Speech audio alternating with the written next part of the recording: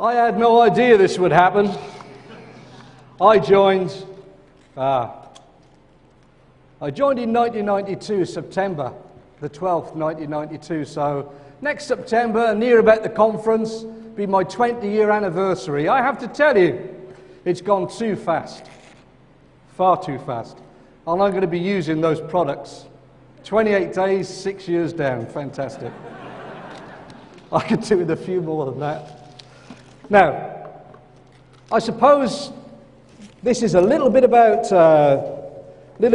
what can be achieved, a little bit about mindset, a little bit about everything, I guess.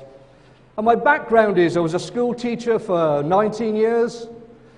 I was pretty good in my hands, so I taught practical subjects. I ran a part-time motor trade business. I was always looking for something that would make me the millionaire that I knew I was going to be when I was a kid. But of course, we all think that. Somewhere down the line, it's going to happen. You're going to make a lot of money, comfortable life, everything. Well, you have to work for it. And along the way, I found Kleeneze. And when I joined Kleeneze, the people that I taught with, I ran my business part-time for a while, they were waiting for me to fail. So if you have people around you that are waiting for you to fail, because most people are jealous of the success when you come from the same background as them and you have more. And the people that I taught with, some of those people were jealous because I began to have more. At one time, they had the most. Their husband had a good business, and all of a sudden, Bob's got more. Well, I only joined, to be honest, for £500 a month, and the reason why was because I wanted to move house.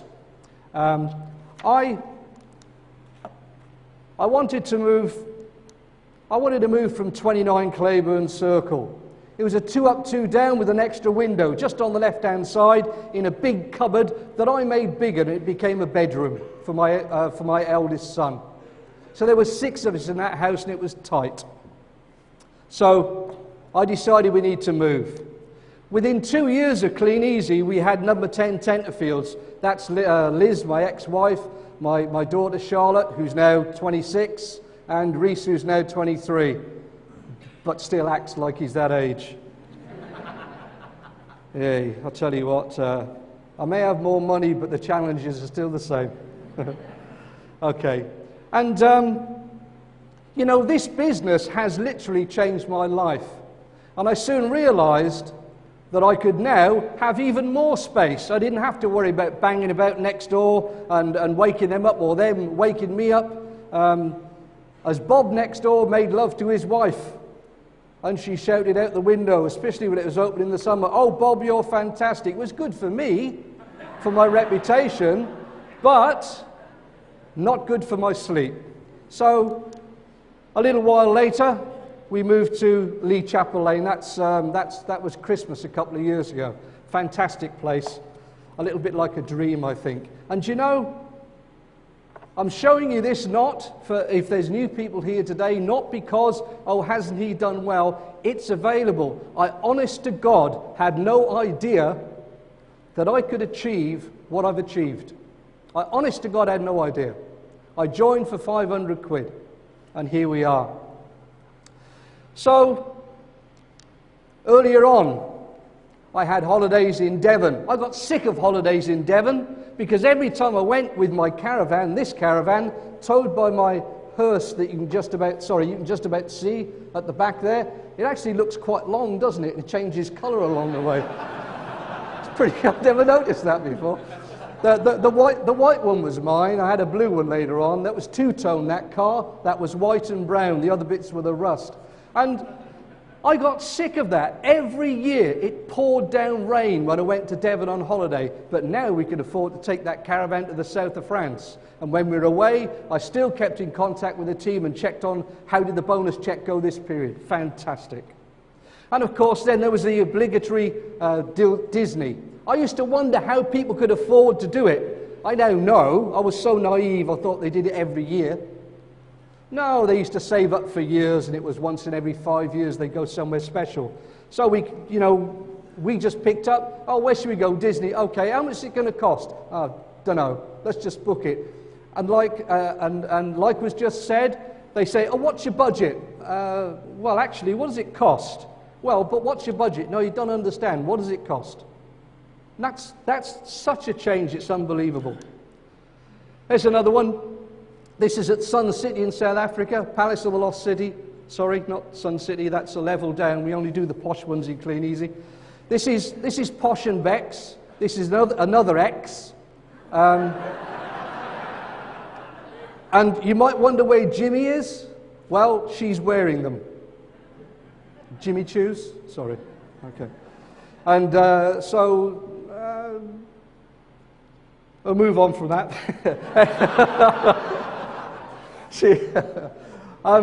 It's worth mentioning that I had a house in South Africa as well. Now she's got it. Okay.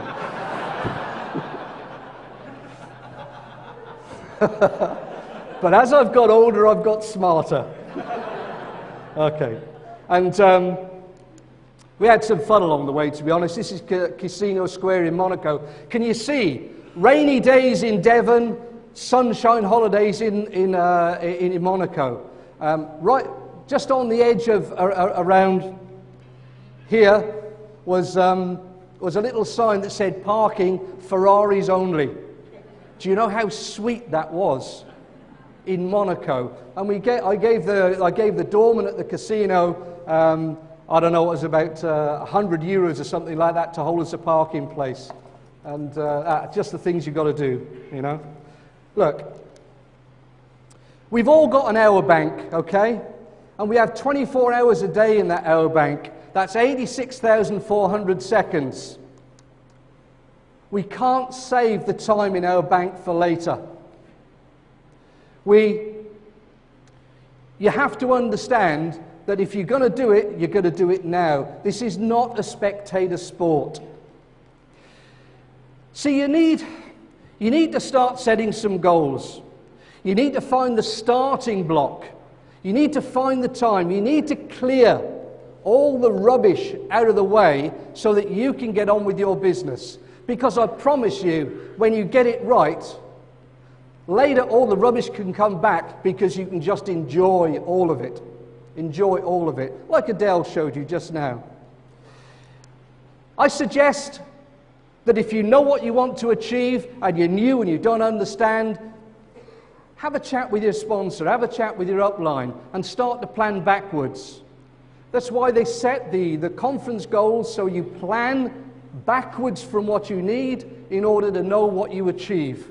But you have to stick to your plan. You have to make the decision. And importantly, you have to go the distance. You see, when you take a break, it is tough to come back. You have to get back into mode. But you have to get back into mode, you have to keep continuing, and you have to be the best you can be. Why be the best you can be? Well, to be honest, it's the best you've got. How about you just find out if that's good enough?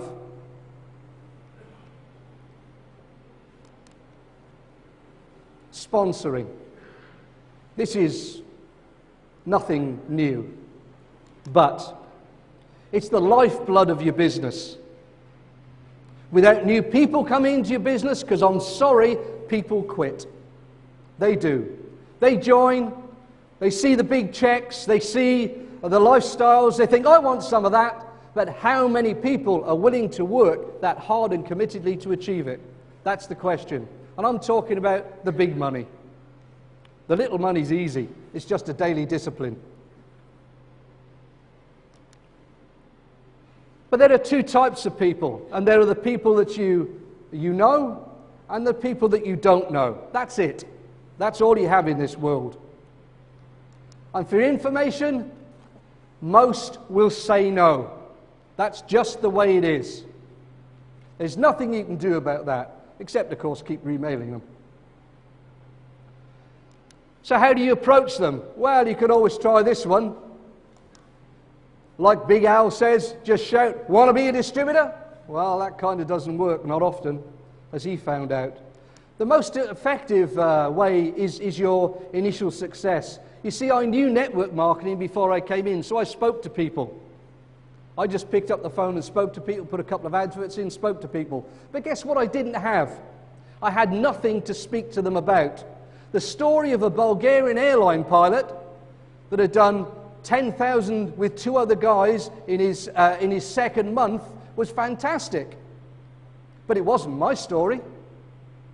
And my story wasn't fantastic. But it was good enough. You have no idea how excited I was when I finally decided, okay, I better put some catalogues out. It's going to have to be done. I did it in October, wearing a balaclava. No one would have recognized me.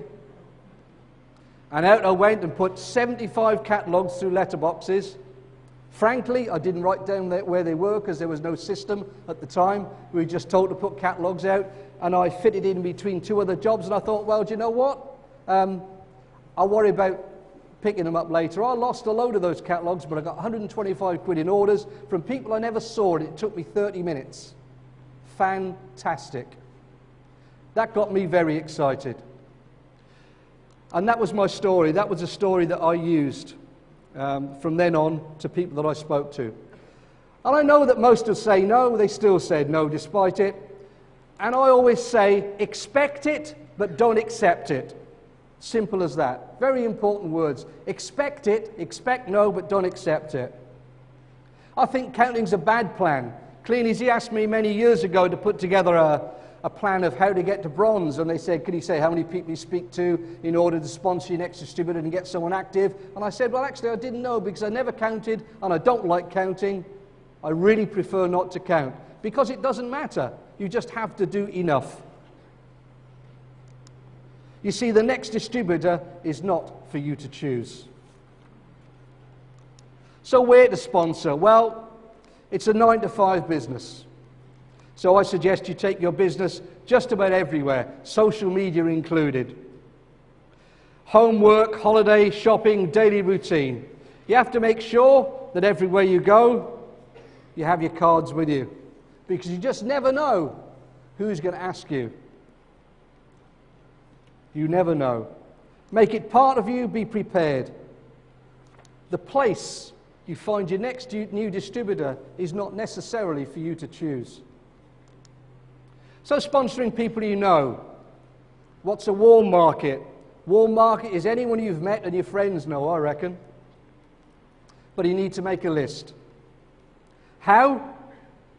How you sponsor them, how you approach them, well, that depends on you and them. Some people are very brave and they'll just go and chat to even to their bosses, ex-bosses. Andy Stevenson told me about that one. The guy earned about $500,000 a year and he approached him on the business. And the guy said to him, do you know what? I'm not joining. But he said, I do appreciate that you've got what it takes to come and present what you're doing to me. So you just never know what recommendation you might get. So anyone you met your friends know, but you need to make a list. Use maybe use your upline script, 3-way calls. And if you can't get close, send the post to your emails. Gavin did that, kept sending Alan Moffat his bonus checks in the post. And Alan was sick in hospital. And Gavin spoke to him and said, where are you? He said, hospital, blah, blah, blah. He said, well, okay. So he's expecting to send him a card. He sent him a copy of his check. Is Elaine here today? Are you happy about that, Elaine? She saw the check and said, Alan, if Gavin can do it, you can do it, man. And she's quite right, of course. So you see, you just don't know when. Let's have a look. You've got to keep them up to date. And you know what? You really need, if anyone sponsors your neighbour, it's got to be you. You really ought to choose that one, eh? So let's see. Are you a secret distributor? Time for a vote. Number 1, this is great because, for upline, your downline doesn't see this. I'm a secret distributor. I've asked nobody. I've approached some people I know, everyone I know, or number 4, it's on my to-do list. See how you go.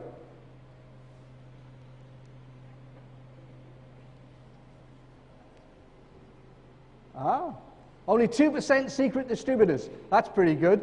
That means we've got a massive business on the way. Fantastic. So remember, if you don't ask somebody, someone else might. And the killer is when someone turns up at a meeting and you know them and they build a business. It's a killer. Get it right. Happened to me. Let's have a look. So people you don't know. Well, there's 3-foot rules, of course. That's the one where you need radar ears to be listening to everyone. And just maybe use the approach of when you hear too much money at the end of the money. And you just say, excuse me, couldn't help overhearing. This may possibly help you. And just pass a card to involve. Some people get a little bit upset, but if you get into conversation, I just take names and addresses on the back of a card, post out or email out the information afterwards. I don't like to get into a conversation there and then. You want to use a mirror? If they're breathing, you could maybe sponsor them. But that brings me on to Break Free, to be honest. And Break Free, that's your sponsoring tool of last resort, the way I see it, in all fairness. You're not doing anyone a great favor by bringing them in as Break Free. If they can't afford it, fair enough. If they're going to work, great, but they're much better starting off on business builder kits. So be prepared. Like you should have information in your car. You should have cards with you. You should always carry stuff with you wherever you go. And remember, when people say no, as I've said before, it's no for now, not forever, as far as I'm concerned. All the people I know and haven't joined are still going to join somewhere down the line. It's a numbers game. And their timing is not for you to choose. I mean, I know Gene and Mike Day are here, for example. Talk about timing, that took long enough. And other sorts of timing, you just don't know. Toby Acton, who I drove up here with yesterday, he'd just been in a situation where he was in partnership, and the guy had not played fair. And he thought, I don't need a partner, I want a business of my own. Hello, Kleeneze. You just never know when it's right. I've been driving in a car with John Hawkes and Bob Dalton. John Hawkes is doing follow-up calls for Bob Dalton, because Bob's driving and it's only fair. So, he calls a guy, he called the wrong guy. Bob had spoken to him on Thursday, and he said a definite no. And this was Saturday, and he was ready to join. What was the difference? He was redundant on Friday. You just never know the timing, do you? You never know the timing. So, take your business with you. Taxi ranks or business or bus station directions. I've got to say this, most of this stuff it isn't me. I've seen the master at work, Tony Briffa. He's probably either skiing or if he's got over his injury right now. But I've seen him work. I've been in a queue of people at a bar in a hotel. And before we've got served, he'll have pitched the people behind him. We get to the bar, and he'll compliment the guy on service. And then he'll say, look, something like, I'm expanding my business in this area. I could do with people that give good service like you. I think you've got what it takes. Would you be interested? And the guy says, well, so he writes his name and address on the back of the card. And then he goes across to the other guy and said, listen, you guys are really good. I'm expanding. And then he asks for the manager. And he gets all 3 addresses. I've never seen anything like it, to be honest. Fantastic. You know, if you can do half of that may get you somewhere. But the important thing is if you ask for directions to somewhere that you don't need directions for, it gets you into a conversation, doesn't it? And that's what he does. So get names and numbers. Wear a badge. These badges are fantastic when you go shopping at the checkouts. And they just look like that. It's awesome stuff. And that gives you a lead in for a quick chat, and you can get a name and address on the back of a card. Only if you carry cards, though, everywhere you go. You see, the timing is not for you to choose. You just don't know when it's going to happen. I tell you what, I think you should dream big dreams. Set goals which seem beyond your abilities. Reach for the stars, if you like, because if you reach for the stars, it's likely you'll end up on the moon. What I know is that I've actually failed most of the goals that I've set, but those goals were pretty big. So instead of the stars, I land on the moon, and it seems to have worked okay. So set out your plans. Set out to be the best. Set a pace that will create a wake. You're talking about momentum, and determine never to stop. But I'm afraid you have to fail to win. You have to fail your way to success. Fail massively to move faster. Fail bigger to get better. You don't need to be great, but you do have to put in great effort. And there is no failure, except in not trying at all. You see, Walt Disney World would not be built if Walt did not at least have a plan in his head, sketch some outlines, some ideas, and finally plan the detail. And I assure you, I fully envisaged, after those first few months and such, and I could see what could be done with it, I assure you, I fully envisaged the shape of my network before it was built. Fully envisaged what I wanted to achieve. If you can't see it, you can't achieve it. You really need to see it. See, Walt made a plan and worked to achieve it. It came to fruition after his death because of the momentum of planning and action. In fact, the reporter stood next to his son at the opening of Disney World and said, "It's a pity your father's not here to see it." And he said he did see it. That's why it's built. Understand? So let's have a check. Question is, have you planned? Number one, I have a plan in my head. Number two, it's written but rough. Number three, it's written and precise. Or number four, it's not really planned at all. And if you just started, well, probably it's not planned at all yet. Have a go.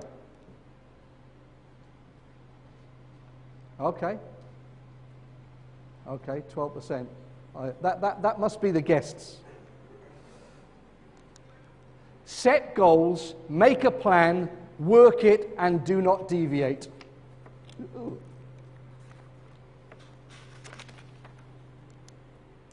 It's something you can't do anymore.